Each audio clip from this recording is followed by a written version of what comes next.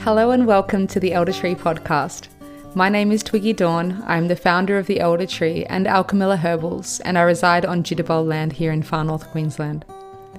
You are listening to the Herbal Education segment, where each new moon I invite a myriad of plant wisdom keepers to chat about the world of herbal education, about their passions and motivations, and their dreams for the future of herbal medicine education in Australia.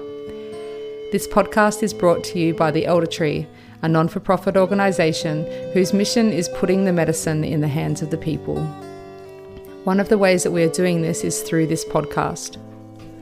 If you would like to go deeper with the podcast journey while supporting the Elder Tree for as little as $2 per week, then you can become a member of our Patreon. Thanks to all of the people and plants who have helped to make this podcast possible.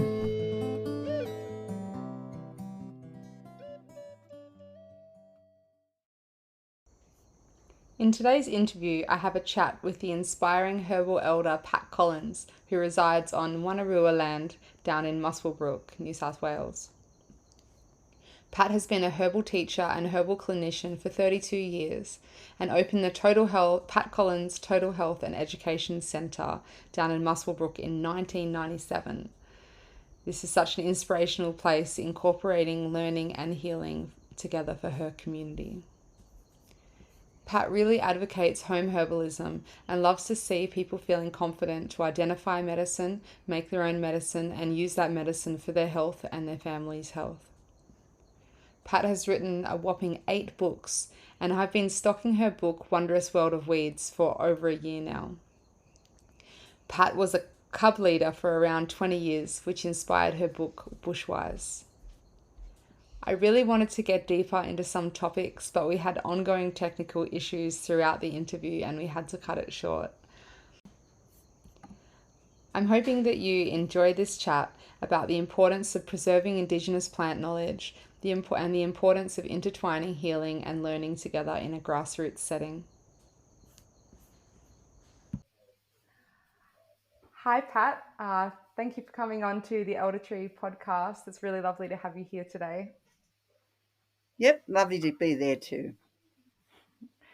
I'm really excited to have you on here because you're a herbal elder that I respect and look up to quite a lot, and you've achieved a lot in your years, and looking forward to exploring some of these things with you today. I was first of all hoping that we could talk about your journey with the Pat Collins Total Health and Education Centre down there in Musswellbrook. I'm not sure if I'm saying that right. Yep. But yeah, I know that you've been open since 1997, and I'd just love if you would share a bit about your journey with that place. Okay. Well, I actually, I wasn't brought up a herbalist or anything. My parents had not much to do with it. I lived on a dairy farm and walked over the hills, and I just love self-sufficiency and love plants and things like that. And it wasn't until I got older and I had children that I wanted to try and do something to help the kids and help ourselves. So that's when I learned about herbalism. Sorry, and and I actually did a course with the Queensland Institute of Natural Science, which is no longer around. But in those days, you could do correspondence courses quite easily compared to how difficult it is to do a lot of these things today. Anyway, I actually got my diploma of herbal medicine, and the TAFE asked me to teach. And in those days, just get a class, get it together, go teach something, go teach about plants. So I said, okay, I'll teach about plants. I'll teach people how to, use herbs and weeds and make things and everything else. And that's where I started from, back in Denman, which is a little town near us. And I actually did this for quite some years. And then I had a friend, we got together and we thought, we'd like to get a centre going. This place needs a centre because Musswellbrook's a very industrial town. There's mines around it, farming land and so forth, and there's nothing like us around. So we went around, we're looking for places, and we kept on coming back to this one place, and that was it. We decided to get it, and my parents helped me fund it. Otherwise, it's hard to get going sometimes with these sort of things. And so we got going back, like you say, back in the 90s, and I and I started off by being, well, actually, before that time, actually, I was practicing as a herbalist for a few years down the road, at it was a tea shop, and down at the tea shop, I ran, I think it was, I don't remember, I think it was about 2 days a week or something. I still had little kids. And I went from there, and then we went into the centre. And when we were in the centre, we wanted to look after people of the Upper Hunter and surrounds. So we got different people in there. I had another naturopath. I had a massage therapist. There was quite a few of us, and receptionist part-time. And we started getting going. And I wanted to make all my products. I made my products there, and then we started a website, and we started like a business for sending things around the place, because was starting to teach so many people, and I was teaching all these people all over the place, because I do a lot of workshops, which I love doing. Originally, I was doing around the area, and then went further and further afield. And it was outreach, and it was TAFE in the beginning, and then later on it was just privately. And I did teach at the college as well. And we got the centre, on its feet. I mean, in the beginning, I remember, Monday might see one person or one phone call. Now it's a different kettle of fish. We're quite busy, and we also sell a lot of products online, because I've taught so many people, and these people ask me to send them things and so forth. And then I've got a lot of clients, and they will come back and get their bits and pieces. So it's really blossomed, and I've got these lovely receptionists that work with me. These lovely ladies, which are really nice, and some part-time younger ones too that help. It's turned out into a really nice little business that we really enjoy. Mm. Yeah, beautiful. Thank you so much for sharing about that. It sounds like a really wonderful journey, and great that you've managed to sustain it and just grow it for so long. And sounds like a really beautiful offering for your community to have there. Um, yeah. So, what kind of like herbal products do you make and sell there?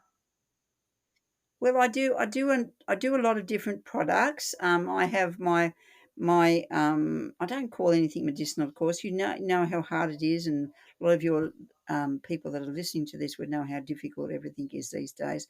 You can't, like, on my jars and everything, I just write what it is, such as chickweed cream, comfrey cream, and people have got to know what they are to want to buy them. I do not write any claims on them whatsoever. It's just too difficult with TGA these days. It's crazy, because you can buy stuff overseas, ask for anything, you can get it. So it's just a very silly system at the moment. We've got a very strict TGA, but also that can be a good thing as well. Um, I've I make a lot of. I do make cosmetic creams as well. I do make moisturizers. I make cleansers. I make a lot of cough syrups and things. I make sun creams. We make a big range. If people ever want to look at our range, it's on the website, and we have a shop there, and you can have a look. But like I say, I don't write what they're useful for. You really have to have an idea, and that can come from my books, because I've written a series of books. When I started reading my books, I actually started writing the books because TAFE told me, they said, will you please not give people pieces of paper anymore? Can you write it into a book? So I thought, oh, okay, I'll write a book. And it was called the series. We decided to call the series "In Touch with the Earth," because that's what I felt people weren't doing anymore. They weren't keeping in touch with the earth, and that's my whole Mm. series. And so I started off with the A to Z of ailments, and oh no, not the onion poultice, because I love poulticing, all those things that you do by hand. It's the very thing that we lose, and we've got to be very careful about that. We need to look after those sort of things. And then I did my recipe book, which has been a big seller, and my weed books. And then later on, as you would know, I made created a book. All the other ones are self. I've done them for myself. There's about 7 of them with a CD as well. And then the last one's called the Wondrous World of Weeds, and New Holland Press printed that, because I wanted something that had lots of pictures, so it was very easy to recognise things. And so it's got over 300 pictures in it, which my son with his computer have made it really easy to see. And I've also put there's about over 100 weeds in it too. I just wanted people to be recognise things, because it's so important to recognise your plants. Yes, most definitely. And the photos in that book are so beautiful. I've been, as you know, stocking that book and selling it in the far north for the last about a year now, I think, or maybe even more. And yeah, people just love it so much. And the pictures are just really good and clear. And one of the things people really love about that book is that you include what the weed can indicate about the soil. So it can indicate excesses and deficiencies and all of that.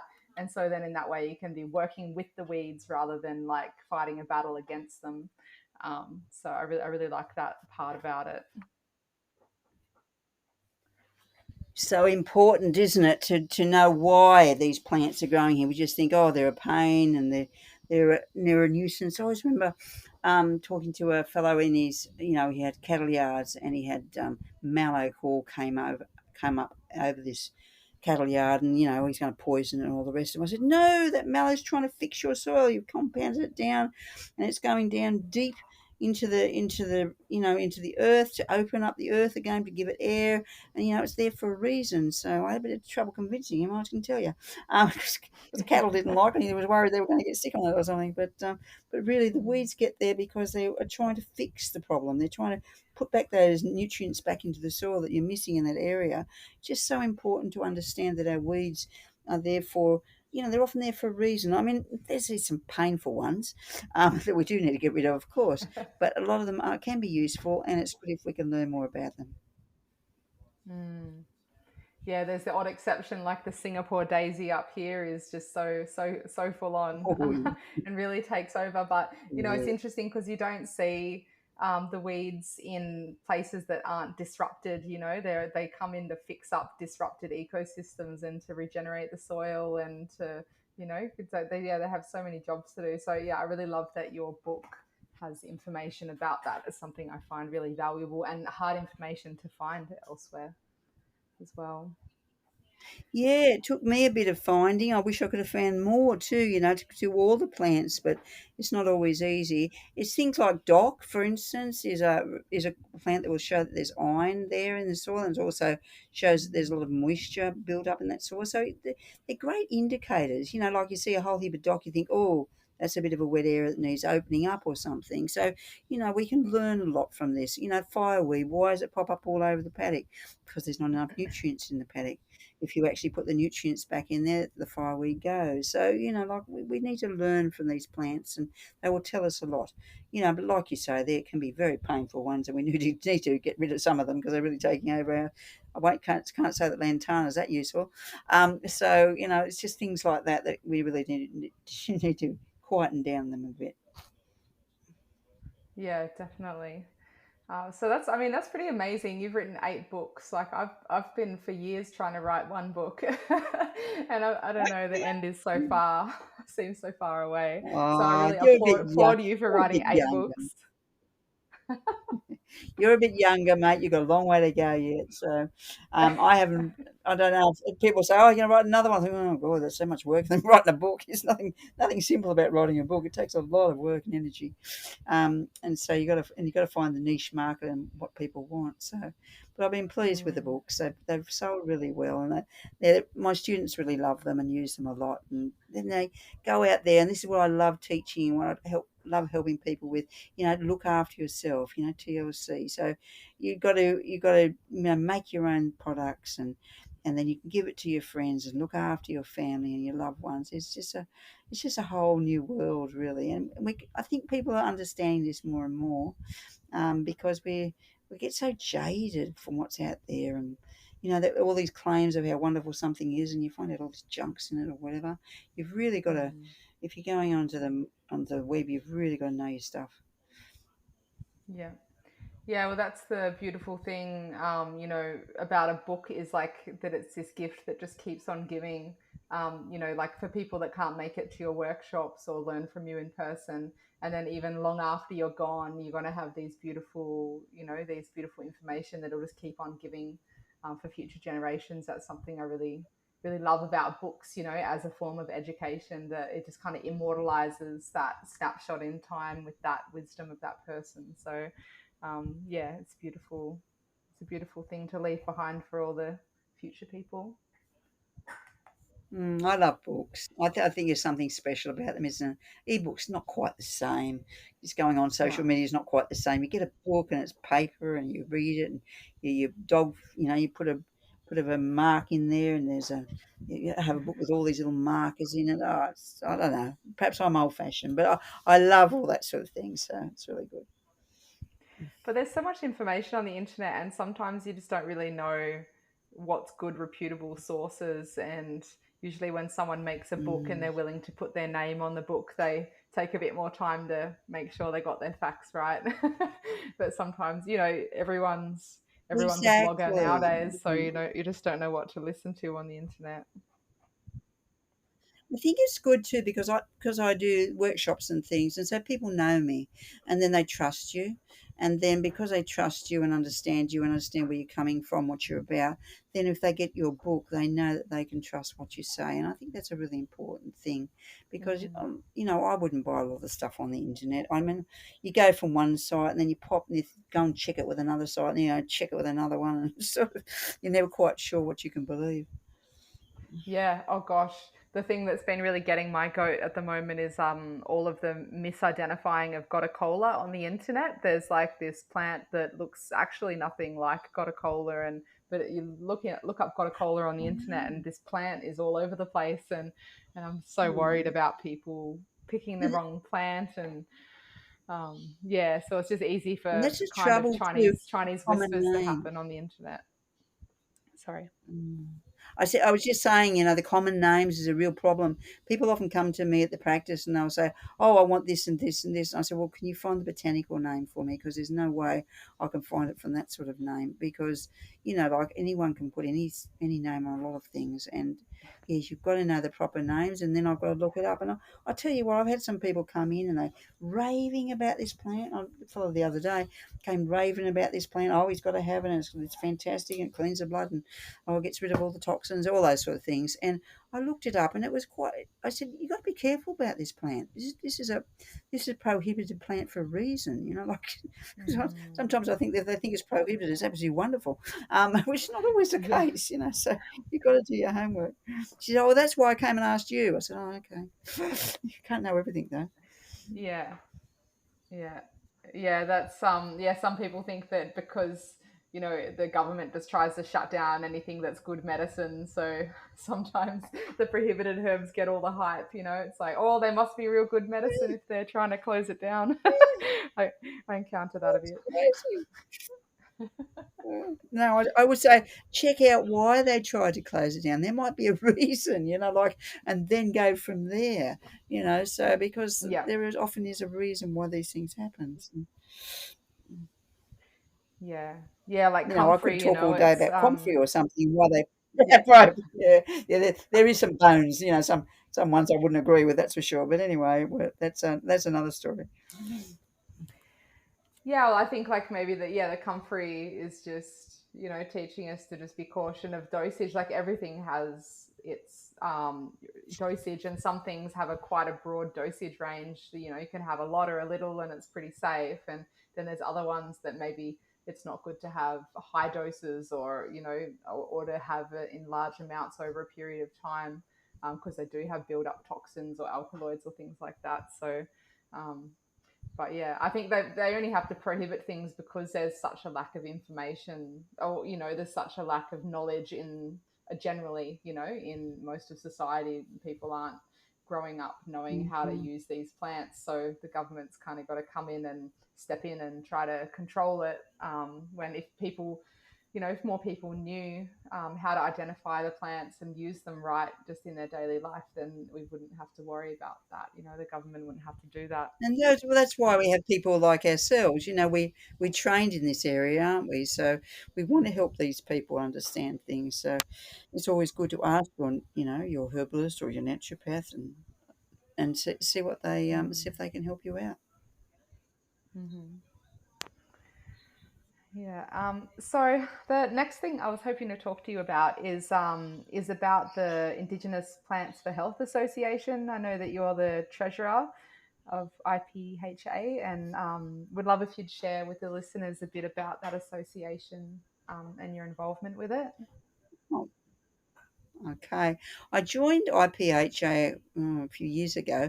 It's not very old. It's about, oh, no, 3 or 4 years old now. Andrew Pengelly started off. He's a renowned herbalist and he's living up in Mhm. Queensland these days. And he actually started it all because he wanted to put out more information, like to do more research on plants, on our native plants, because we're very lacking in the research.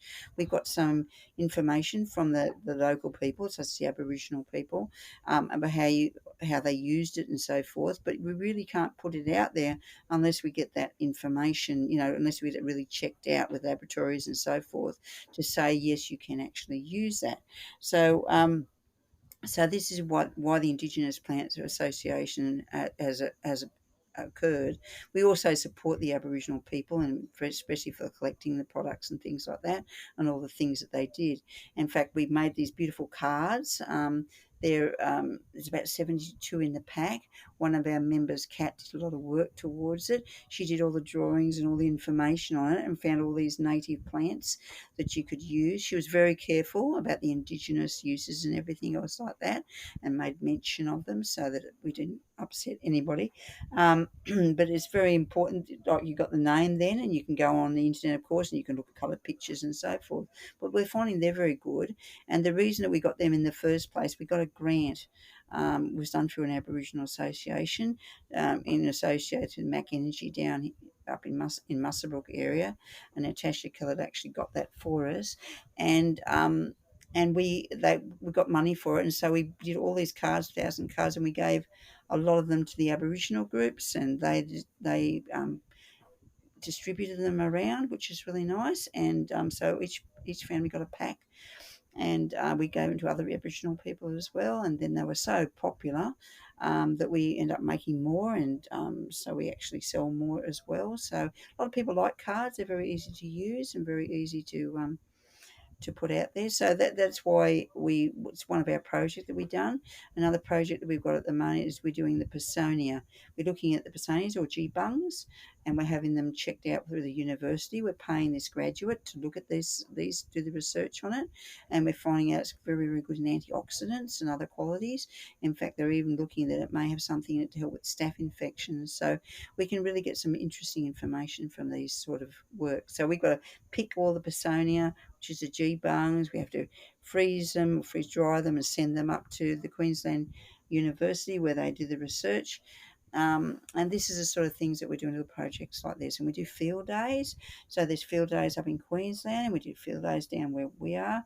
In fact, the next field day down in New South Wales is at our place here, and that's on the 6th of April. So to show people, bush tucker, and do distilling, and all the different things you can do with bush plants and things, because there's nothing like hands on, do a bit of bush cooking and that sort of thing as well, and just getting together. It's great. Mm, wonderful. That's so great what you guys are doing. I bought a deck of those cards when they first came out, and I bought a few sets so I could give them out to other people, and I really love them. And yeah, it's wonderful, the field They're great days. I get the presents, aren't emails they? about it and fantasize about coming along sometime. Yeah, would love the opportunity to meet Andrew Pengelly as well. He's been a pretty prolific person in Australia herbalism, hasn't he? He has. He went to the Woodford Festival not long ago and gave a talk. Like, he took some groups around and showed them bush plants and things like that. And we had some the bush cards at the shop, and they went like wildfire. So that was fantastic. So we wish we gave them more. But anyway, that was really It's good. Woodford's always fun. mm, yeah, it's great. People are just so hungry to learn, about the bush tucker here. Just to find a bit of a sense of place here. It can be really interesting being a herbalist and wanting to be wild harvesting, but then not kind of knowing the medicine well enough and knowing the right way to do it and wanting to do it in a respectful way as well. Um, so yeah, it's really good to have this information that you guys are preserving and delivering. So yeah, thank you for doing that. It's really needed. Yeah, there's some good little groups around, such as Estuary Learning. The EL is Mm. a great little group trying to keep old things alive, like old the old traditional stuff alive. So I mean, it's good if you look out there. There's lots of wonderful things to be part of. Mm. Yeah, Estuary learning, that's something that we're both involved in. I really love that space. It's been a really beautiful way to network and connect with other grassroots herbalists and people that are, yeah, keeping the old ways alive, and working with the plants and directly. Um, yeah, it's a really beautiful space to be a part of. I really like it. So, yeah, so I mean, you've been involved with that, being a treasurer there and being involved for the last couple of years. But I think you've also brought out books about native plants and bush camps or something. I've only got Yeah, two of yeah. your One books, of so my but I think that you've, yeah. one of my books that I've written is on. It's called Bushwise. And my husband and I have always been involved with it. Well, for a long time. We were scout leaders, and I was a cub leader for about 20 years. And my husband was involved with adventurers and so forth. And so we love all that survival things and all the things about the bush. And I of course I love plants, and I love all the things about plants. So little Bushwise book came out of that. My husband did the drawings for it, which was lovely, and we try and show people, how to make a little oven and all sorts of things, and then all the native bush things around it, because we found that there wasn't a lot of information about the native plants in this area here, and so I Mm. put some information out about what was in this area, but then what was it also general and also survival things as well. So I'm trying to get some information, more information that we can get from our own little areas, the better. Yeah, totally. Yeah, because every area is its own microclimate and ecosystem, and also the indigenous knowledge of those areas is always Exactly. really different from one place to another. Yeah, that's wonderful. Bushwise. Just for the listeners that are listening to this, I'm going to give a link in the show notes, for Pat's, online shop, so that you can purchase her books, and also I'll give a link so that you can purchase the Indigenous Plants, for Health Association cards that Pat was talking about just now as well. Yeah, And you that's could even wonderful. That join if you want to. I'll join the IPHA. Yep, Yeah. yep, that's wonderful. Okay, yeah, I'll give a link. I'll give some information about that in the show notes as well. So I had a look online and saw some of your upcoming, workshops. Do you feel like sharing a bit about, some of your regular workshops and ones that you've got coming up, Pat? Yeah, look, I love teaching. It's one of my loves, and like I see myself as a herbalist, as a teacher more than anything else.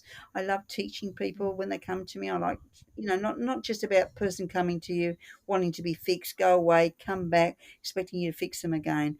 I try and give them little things that they can do for themselves at home, and how they can look after themselves. I remember one lady coming along. She had a what she have? She had a very bad back, and I got out there and I got the comfrey and I mushed it all up and I put it on her back and we made a poultice, and blinking heck, she had white clothes on. We still went white for long, went green, but anyway, she was so impressed because it gave her so much relief. Like these sort of things are wonderful, and this is why I like teaching.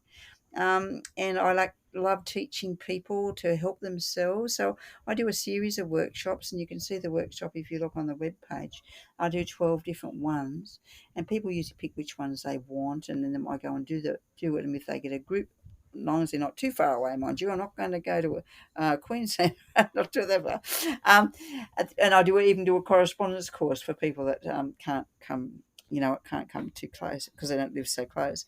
But I actually run workshops when people get enough people together, and they just ask me and they say, "Pat, will you come along and teach my group these information?" And so, for instance, I have a first aid one where we make a little first aid kit with 16 different little things in it. So we do things like a wildweed ointment and a healing cream, and we make some mullein oil and some hypericum oil. I have a lot of these things, of course, already made, and so we put them all into the bits, and we make lots of capsules and all that sort of thing, and gives everybody a little bit of a taste of all the different things that they can do. And then I have like a cosmetic workshop where we make all these different cosmetics things, because I do quite a few cosmetic products. We do a soap making one. There's another one for respiratory system, looking after the respiratory system and making things like garlic syrup, which is a really popular one that I make, inhalant tins, things like that. There's another one that I do for, I call it SAD, which is stress, anxiety, and depression. And we even do drawing therapy with it. And we make things like St. John's wort and valerian capsules, all the calming teas and things. So lots of things that we do on those workshops. So I do a variety of ones, and just depends what the people are interested. Probably a very popular one is the weed one, where I just go around the paddock. We look for different weeds, we find what's around the place and we collect them, and then we bring them back and we make up all these products out of them. So we might make a ointment out of one, a cream out of another. We might make some cough syrup, some capsules, some teas, all sorts of things that you can make from what's around you. And I like teaching what's around you because that's where you can do something straight away. It's not as like, oh, I've got to grow all these herbs, or I've got to buy all this stuff. No, no, no, you don't have to. You can go out the back paddock, you can find yourself some chickweed, pound yourself some plantain, chop it all up, boil it up in oil. And if you like, get a bit of beeswax, thicken up and make some ointment. It's just not terribly hard. We can all do these things. How often a person said to me, oh, I spent thousands of dollars trying to fix this problem, and you go out the backyard and get some chickweed and make some cream, and look, you fixed the problem. Like, hey, we've got to do this. We've got to get back to earth, back in touch with the earth, like I say. Yeah. Beautiful. Wow, what a prolific array of workshops that you offer. And you also have a correspondence online course as well, don't you? Yes, I do that as well because people have asked me, they say, oh, Pat, can you come to Western Australia or wherever? I said, oh, no, a bit far. And I said, look, I'll create this correspondence course, and that's how I started. So it's got 12 different units. And what you do is we send the products to you. Say, for instance, the first one is how to make a nettle hair conditioner. So we send people the nettles, we send people the stuff to make the sorbeline as a base and everything. Then what people do is they answer a questionnaire for me, so I know that they've been understanding what I've said about nettles and things, and then they send me a little sample, and then they write up how they've done it, so I make sure they understand how to make it, and so I see where there's problems or whatever. So that's what we do with the little correspondence courses. Yeah, beautiful. That's great. We need, if there's so many people that are in remote areas and don't have access to, teachers like you. So it's wonderful when you can make it available like that for people. It's great.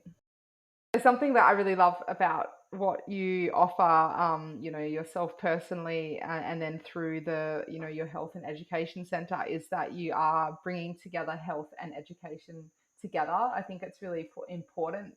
It kind of seems like, for the most part, what I've seen in Australia is that those two things are quite separated. You either go to a practitioner who's going to fix you, hopefully, or help you, and or you go to a teacher who's going to teach you. And I think like this model of healing and practitioners and education together is a really important thing that's kind of needed, incorporating those two together. And it's something that is going to be a strong focus at the elder tree. So it's really nice to see examples of what you're doing, where you're teaching people how to heal themselves. And yeah, I think it's a really important thing. So yeah, would you care to share a bit about that, about what you think is the importance of incorporating those two elements together?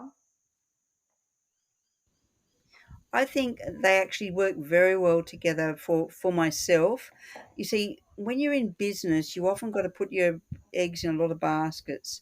And if I did the practice alone, I don't think I'd do as well as I do when I have workshops as well and I make products as well. So they all go together. So you teach, and then the people come along and buy your products or come and see you, or they come and see you and then they say, oh, well, we're going to do your workshop or we'll buy your products. And so it all goes together very nicely. And I think a lot of practitioners miss out on that because that is a beautiful thing that people feel very comfortable with that and very safe with that. It's like having a doctor that you trust. And they know that they can go along, even if they only ever come to one workshop. They know what you're about then, and then they can go from there, and they can get the book and they can make things. I think it's beautiful, rather than just keeping this separate, like you said. I think there's more people doing it nowadays, which I'm really pleased about. It's great what you're Mm. doing up there with the elder tree, and we just need more of these sort of things because people are really crying out for knowing how to make things and how to do things, and not just just getting people who have already made it for you, because you're not learning that way. So, um, uh, to me, teaching is a beautiful thing, and anyone that's a teacher, I mean, listen to it these days. We're so low in teachers for schools, and more going out of the profession. It's just a beautiful thing to be able to teach and help people. And the feedback is beautiful too, and they come back and they say thank you so much, and it's really appreciative of what you're doing. Mm. Yeah, it's like they say, teach, give a man a fish, he'll eat for a day, and you teach a man a fish, and he'll eat for a lifetime. So you can sit Yeah. there and keep trying to fix people's things for them, but when you're able to teach them to fix it for themselves, then you put yourself out of business, in theory. But Yeah. yeah, you're setting them up for life. So it's such a beautiful gift to be able to offer. And the original meaning of doctor as well, like, comes from the word doco, the Latin word doco, which means to teach as well. So the whole root word of a doctor is teacher.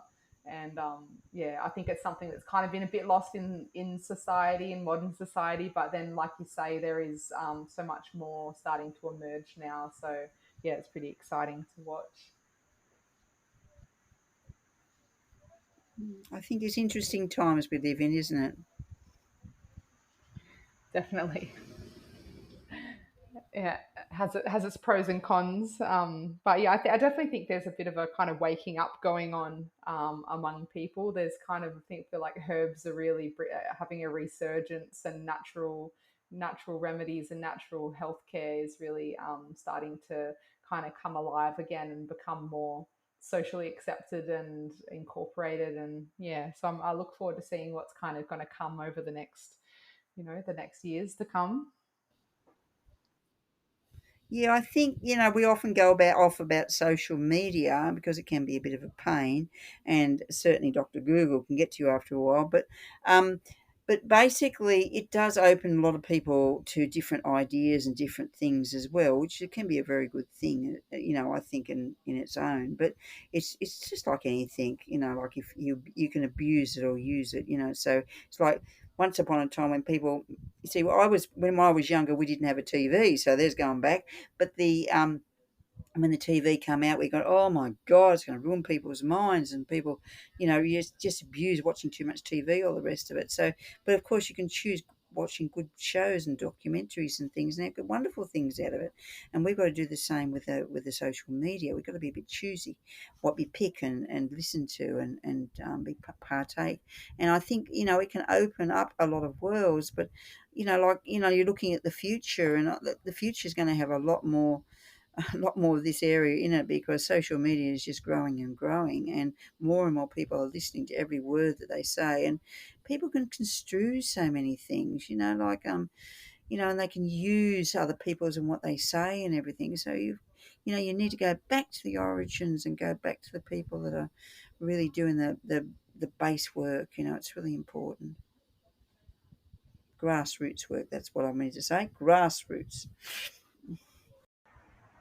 Yeah, it's beautiful that you've created this place where you're incorporating the two together, and then also you've got a garden there, which you have like over 100 different medicinal plants. Is that right, at the Health and Education Centre?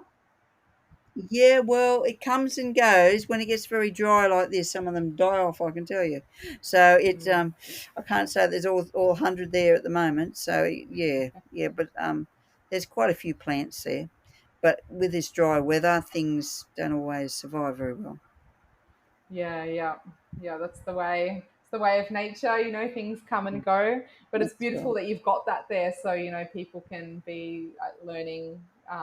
Seeing all the medicines there, and then do you use medicine from your garden in your health products that you make? Yeah, well, I live up the bush, so where I live about an hour from Musswellbrook, up Martindale. It's up a little valley here, and we're surrounded by mountains, and so a little creek going through it. That's what it has been running quite well lately, but just with this dry time, it's stopped at the moment. But I pick my nettles from here. You know, my wild plants I pick around here, which is really important for me. So I really enjoy using my wild plants. So the other day we were picking nettles and I was taking them in and my husband was juicing them for our nettle hair conditioner, which is extremely popular because it's Oh. really good for keeping the hair in the head sort of thing, you know. So it strengthens the fair hair follicle and gives a lot of vitamins and minerals to the scalp. So Mm. we find that excellent and it works really, really well. I just love nettle juice. You preserve it with preserve it with a bit of acetic acid and glycerol, and it's actually quite tasty, nice and green. Mm. And I'd love to, you know, sometimes you just think, oh, I wish I could give everybody nettle juice. It'd just be so good for them. But it's just so much hard work to pick and to collect and juice and all the rest of it. So it doesn't always work out like you'd want it to. We pick the dandelions, just to give you an idea of some of the wild plants that grow around. We pick chickweed, we pick purslane, plantain. These all grow here. Mallow. Um, so you know, I can find a lot of my wild plants. I love stinking Roger. It's a great plant. Stinking Roger tagestes, which is a tagestes, which is an marigold family, is an extremely. I mean, it's actually a very edible herb, but it's really good against fungal infections. And this is something that's growing these days. All these fungal infections and things. It's a beautiful insecticide as well. Really keeps out mosquitoes away. So I make lots of oil out of stinking Roger. We have stinking Roger oil, and we also, and on the courses we make cream as well. On the workshops and things, we make a insect repellent cream, and I also make a spray. So this is something I do with this herb. It's a great herb though, and you can make pesto and all sorts of things out of it. Very undervalued. So there's lots of beautiful plants that grow around. Prickly pear, I just made a prickly pear cough syrup. I love making it with the fruits, but this time it's been a bit poor for growing fruits lately, so we use the leaves. So there's always a way of doing it. It looks a bit, you know, like green slime. It's much nicer when you use the fruit because it's lovely and pink and red and it's yummy. But you know, you've got to do what you can do, and it works. They both work so well. Prickly pear is just amazing for lung conditions, especially long, you know, ones that have been a problem for a long time. Another herb that I use around here is Paddy's lucerne. I Mm. use a lot of Paddy's lucerne, and that is really, really good for coughs and colds and stomach problems and all sorts of things. Beautiful. But yeah, that's most of that list sounds very. Oh, you can't hear me? Oh, good. I think we just got a bit of a delay. Yeah, that list that you were saying sounds very familiar. That pretty much all of that grows up here, actually. I mean, chickweed only for right where I am, like for a short period because I'm in the high altitude. But the one thing there that you're talking about, I'm not very familiar with, is the stinking Roger, and I've definitely got to look into that because fungal infections are absolutely rife up here in North Queensland, as you could imagine, in up here in the tropics. So we They might have to. would be. You don't have stinking Roger? It doesn't grow up your way? No, well, I mean, not that I know of, but maybe I just haven't learned how to identify it. Looks like sticky beaks or something. So you can be very confused, but it has a very distinctive smell, as you could imagine Oh, by its name. yeah.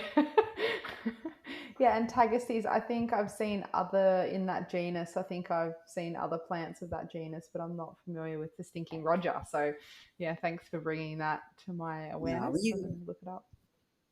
and of course you'll have other plants that grow in your area that you would Mm, use, you know, like asthma weed and things that doesn't grow around here. So, yeah. you know, like you find the plants that are around your area. But that list I just told you, including dandelions as well. I keep on thinking more and more. Dandelions are just these things grow all over Australia. You know, like it'd be Mm. hard to find a place where you can't sort of find some of them. So that's why it's really good to just learn your common weeds. Mm. Yeah, it's such an important thing, isn't it? Because it's like, even if you're traveling, or everywhere I go around Australia and even a lot of places internationally, I find plantain everywhere, and you just kind of got to get to know the Yeah, basic like you features can because go there's overseas different and varieties. plantain grows everywhere, doesn't it? So you can Yeah. find it in all the countries, and then you got something there's for your lungs, and it's really good. You often get colds and things when you go away overseas, so there's a beautiful Mm. herb you can find. Yeah. So it's like it's great because it helps people to feel there's so many benefits to the weed. Identifying those plants isn't there because people are. It could save someone's life. If they're bushwalking and they know how to a plant to apply to a certain issue. If they're bleeding or if they have a bite or something like that. But yeah, also like with the weeds, I find it connects people to their ecology as well. It helps people to feel more connected to the land. I watch that happen a lot with Sam's workshops that I go to a lot. He teaches about the identifying the weeds. I do it a little bit in my workshops, but he does whole workshops about it, and I just watch people feeling so much more connected to nature and the earth and feeling their place in it. And then also for me, a lot of people I speak to that are displaced from their ancestral lands, when you get to harvest a plantain or a dandelion that comes from your ancestral lands, but it's growing wild, then it's kind of this really beautiful way of connecting with the wild medicine and connecting to your own ancestral herbs. So that's something I really love about them as well. Beautiful, I love it. So yeah, I think you run as well. Do you run bush camps? Is that right? Do you take people out doing bush camps? Well, mostly I used to run bush camps at our place here, but insurances and things like that have become a bit of a headache. Mm. And so what these days I tend to just run the bush camps with the Indigenous Plants for Health Association. They're covered Mm. with insurances, and then more people get to see it, and it's a wider audience. And the money, any excess money, can go to the charity, which is really nice. So I'm really happy to do that, and and host them on my place if need, every now and then as well. So yeah, it's really good. I love bush camps because you make all the bits and pieces, and you come together sitting around a fire. I mean, what could be nicer? It's great Mm. stuff.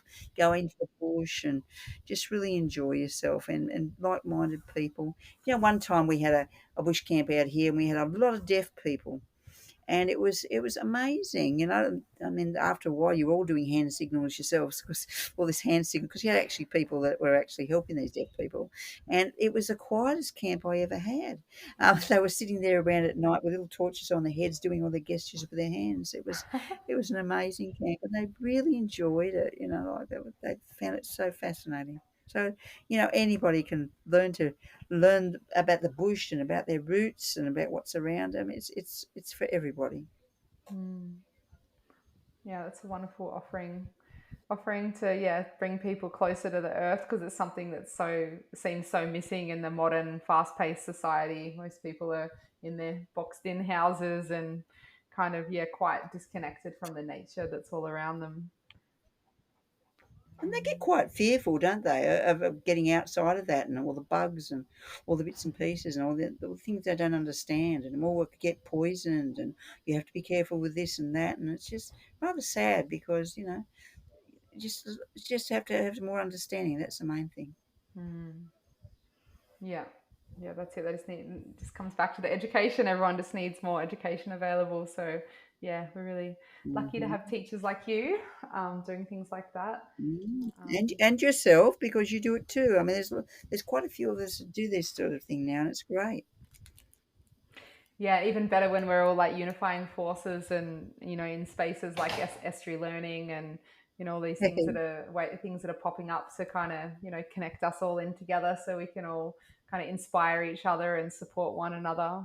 Because yeah, that's where it's That's at. important, isn't it? Mm. Yeah, sometimes you feel a bit alone, and it's really nice to be able to. That's why I like things like estuary learning, because you feel like you're part of a group.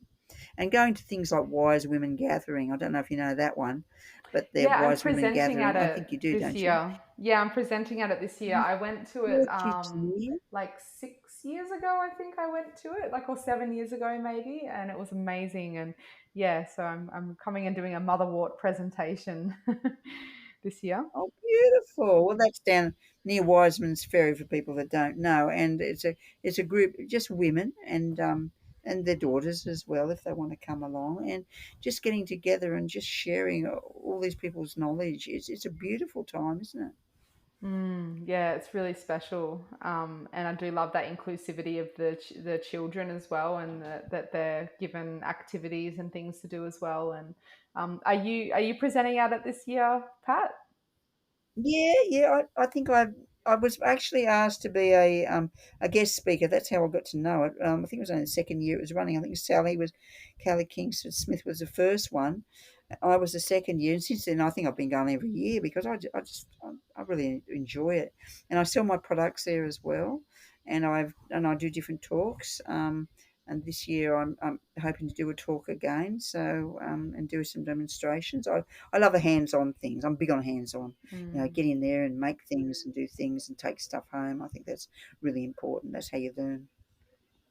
Yeah, wonderful. Yeah, that's actually where I met Sally Kingsford Smith 7 years ago. Was there at the Wise Women's Conference, and yeah, I'll put a link in the show notes as well for the listeners if anyone's interested in coming along. We've also got Stephanie Hazel's coming along, who's one of the other podcast presenters of the Elder Tree podcast as well. So we're going to be getting around and doing little micro interviews and um, yeah, having fun with that while we're there because it's just such a wealth of herbal knowledge in Beautiful. that place. Yeah. So I think that we're getting a bit close to the wrap up point. I would just love to know if there's anything coming up that that we haven't already covered that the listeners might like to know about. Any of your offerings? You're going to be at the Wise Women's Conference.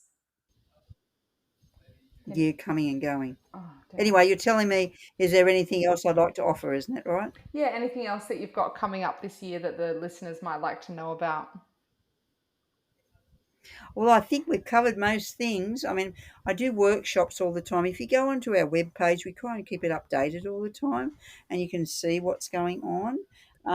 And like I do, and like we say, we've got the products there and the books, and I've got the correspondence course, so you can see all those sort of things. And with the Indigenous Plants for Health, there is Queensland ones as well, and they usually try and do a couple of those every year. So usually more in the southeast Queensland, that area, because it's where the president is and the vice president is. So that sort of makes a bit, and a couple of other members as well, quite a few other members as well.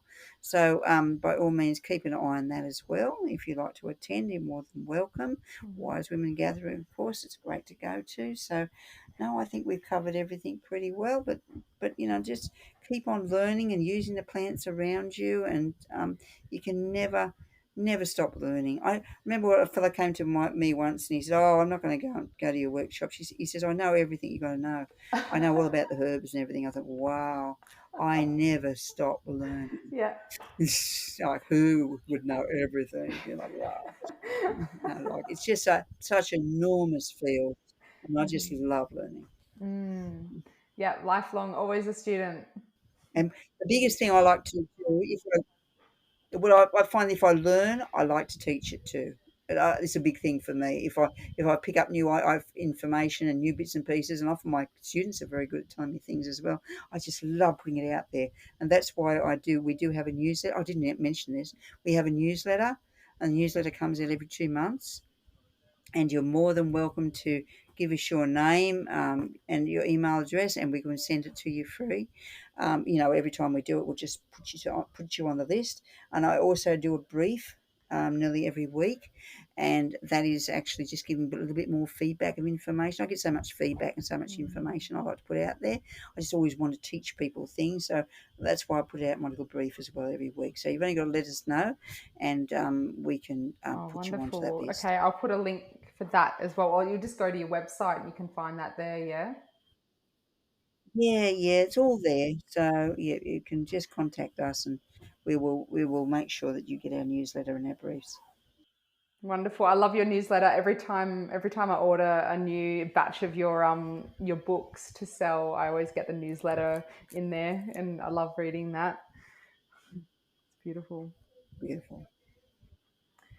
Well, Pat, thank you so much for coming onto the podcast today and having a chat with me and sharing some of your amazing inspirational stories. And yeah, it's just really wonderful to have you here. And hope that, yeah, I hope to get to meet you in person someday. Oh, well, at the Wise Women's Gathering, Yeah, I'll it get will to be meet you great there. in person. I mean, we've had so much trouble Yeah. trying to get this podcast done, so it'll be great if we can actually meet in person. It'll be wonderful. Well, we got there in the end. And yeah, thank you so much for coming on here. And yeah, wishing you all the best. Thank you, my dear.